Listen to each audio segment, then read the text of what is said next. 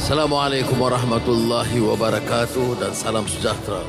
Alhamdulillah nahmaduhu wa nusalli ala rasulihil karim. Saudara Datuk Seri Zahid Hamidi, Timbalan Perdana Menteri, Speaker Rasi Johari, Menteri-Menteri, Timbalan Menteri, Wakil-Wakil Parti, Tuan-tuan yang utama, duta-duta, dan yang penting rakyat Malaysia yang bangkit. Saudara, yang kita dengar lakaran sejarah, tragedi, penindasan, penghinaan selama hampir 1 abad sejak pembentukan Israel dipaksakan. Ada peristiwa Nakba. Saya besar sampai di Universiti Melaya, perang Arab Israel. Kami mahasiswa-mahasiswa pada masa itu pergi ke jalan raya tahun 1973 menentang keganasan Israel dan kedutaan Amerika Syarikat, kerana Amerika Syarikat menyokong Israel menyebabkan keganasan terhadap negara-negara Arab.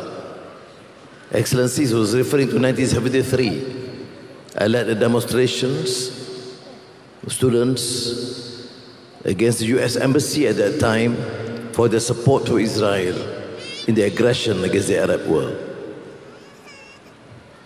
Pada tahun 1983, Ketua Pejuang Palestin Yasir Arafat undang saya hadir ke Algiers untuk menyaksikan persidangan PLO yang menggabungkan semua badan-badan pejuang pembebasan Palestin.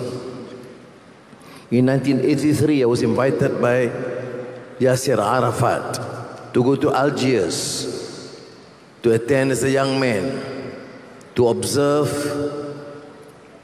the session organized by the PLO, comprising all organizations. Saudara, pada masa itu tidak banyak negara selain negara Arab yang mempedulikan. Suara perjuangan hak Palestin itu sangat terbatas, tidak dapat diputan, malah diserang bertubi-tubi.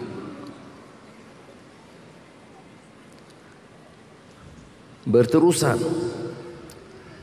tahun itu juga kita undang Yasir Arafat ke Stadium Merdeka berucap. Kita anjur bersama pemuda UMNO masa itu. Maknanya perjuangan itu sudah sebati dengan perjuangan rakyat Malaysia.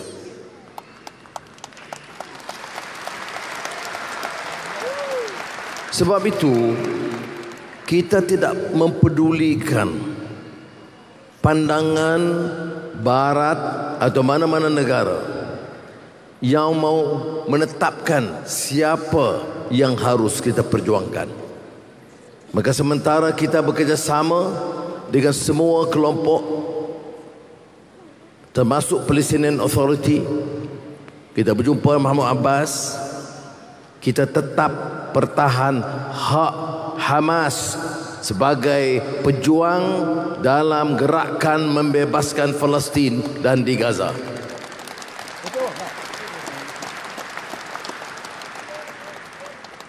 Saudara, apa lagi yang baru nak kita ceritakan? Wanita, anak kecil lari-lari, makan di tempat sampah, badan penuh dengan pasir.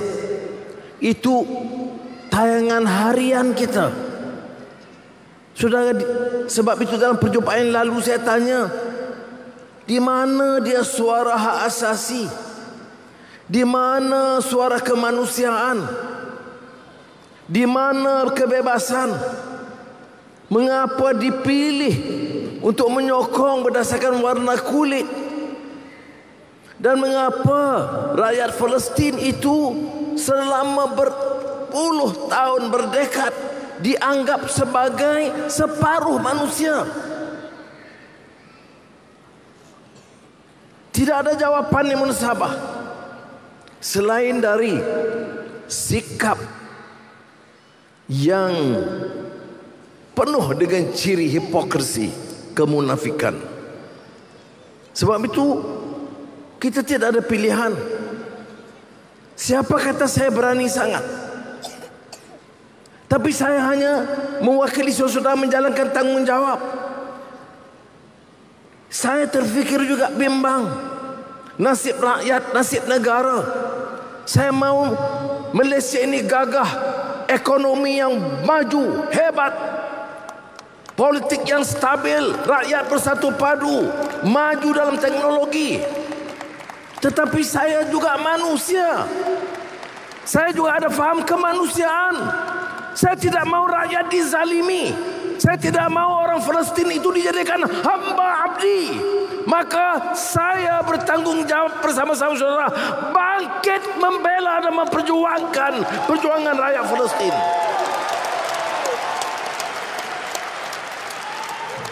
Sebab itu pada malam ini, selain daripada pimpinan dari semua badan-badan bukan kerajaan, parti-parti politik yang kita undang semua, kedutaan-kedutaan dan duta-duta besar, saya ucap terima kasih kerana you have shown that magnanimity to support a just struggle, the aspirations of the Palestinian people.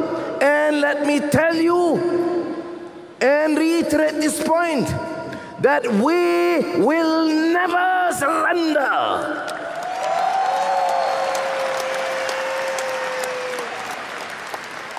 And your presence is most meaningful. This is a country, majority Malays, but you have representation from all walks of life, all race and religious denominations. But we stand guided by the principles of justice and humanity. Tak guna bicara soal keadilan kepada mereka, kemanusiaan kepada mereka. Kerana bila mereka bicara, dia tidak laksana dan amalkan. Surah Mak Sabu sebut tadi, bayangkan anak-anak kecil dibunuh,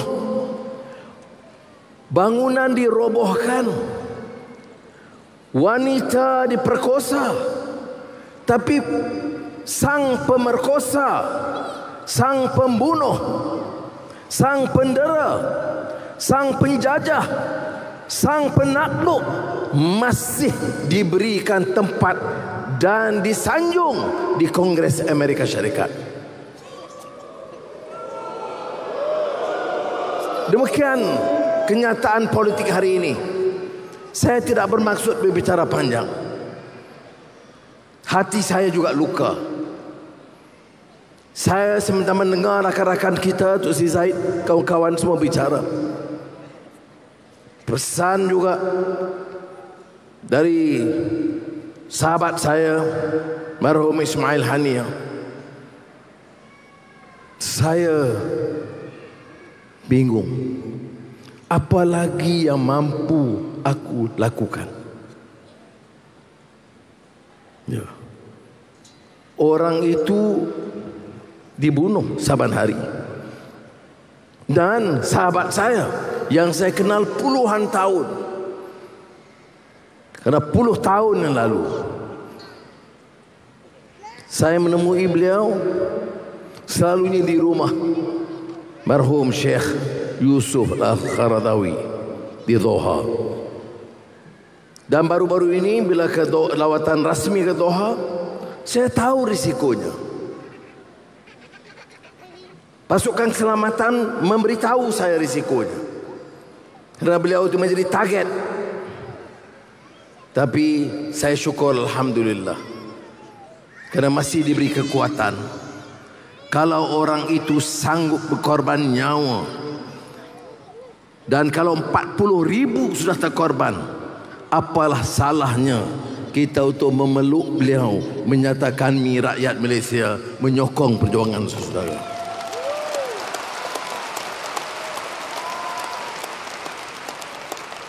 Jadi saya tidak berupaya bicara lebih dari itu, selain dia mengatakan insya-Allah kita akan lakukan sedaya upaya kita. Kita akan menyuarakan pandangan kita, tidak kira depan siapa. Kita akan bantu yang sakit, sama ada dirawat di sana atau dibawa kemari untuk diberi rawatan. Kita akan teruskan tanpa tolak ansur, saudara.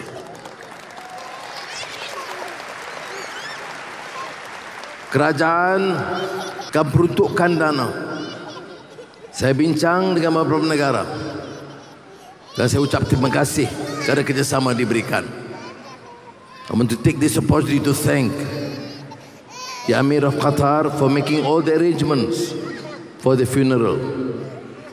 President of the Islamic Republic of Iran for assisting and supporting the struggle, the just struggle of the Palestinian people. I am in touch with President Abdul Fattah Sisi, seeking his assistance to facilitate humanitarian aid and support, and also to allow us to bring back some of the injured and sick Palestinian women and children to be treated in Malaysia.